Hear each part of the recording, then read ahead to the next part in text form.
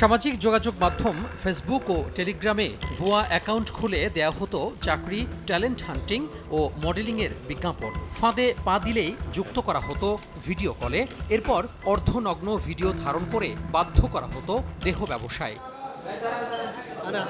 এই চক্রের ৮ সদস্যকে গ্রেফতারের পর পুলিশের অপরাধ তদন্ত বিভাগ সিআইডি বলছে, এসব ভিডিওর কিছু আবার বিভিন্ন সাইটে বিক্রি করে কয়েকশো কোটি টাকা হাতিয়ে নিয়েছে চক্রের সদস্যরা। এর মূল হোতা মেডিকেল কলেজ শিক্ষার্থী মেহেদী হাসান ও তার ভাই সুজন।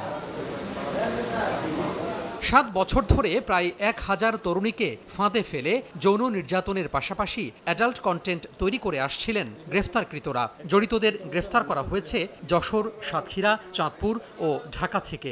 অর্থাৎ যতগুলি আবেদন আসে এর মধ্যে শুধু মেয়েদের বাছাই করে নেয়, তাদের সাথে মোটামুটি একটা গুড রিলেশনশিপ ডেভেলপ করে এবং তাদের যখন যেরকম সহায়তা প্রয়োজন এগুলি তারা সরবরাহ করে থাকে। যে আন্ডার গার্মেন্টসের অ্যাড দিতে হবে, তো এইগুলি যখন বলা হয় অনেকে যারা নিতান্ত গরিব তারা কিন্তু এই বিপদে পা দিয়ে ফেলে। তারা মেডিকেলে পড়াশোনা করে এই সব অনৈতিক জঘন্য কাজ করে গত ৬ মাসে আমরা যে স্টেটমেন্ট আমাদের কাছে এসেছে তাতে তাদের ১০০ কোটি টাকা তারা আয় করেছে। নগদের কাছে সব গ্রাহকই প্রিয়, তাই তো সারা দেশে ক্যাশ আউট চার্জ সবচেয়ে কম। অনাকাঙ্ক্ষিত ঘটনা এড়াতে অনলাইনে বিভিন্ন চাকরির বিজ্ঞাপনে সতর্কতার সঙ্গে ভিজিট করার পরামর্শ সিআইডির।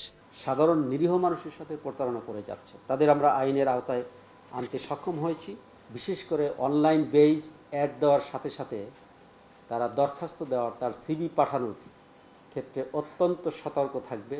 অভিযুক্তদের মোবাইল ফোনে প্রায় ১০ লাখ নগ্ন ছবি এবং ২০,০০০ অ্যাডাল্ট ভিডিও পাওয়া গেছে বলেও জানিয়েছে সিআইডি। তাদের বিরুদ্ধে ডিএমপির পল্টন থানায় পর্নোগ্রাফি ও সাইবার নিরাপত্তা আইনে মামলা হয়েছে।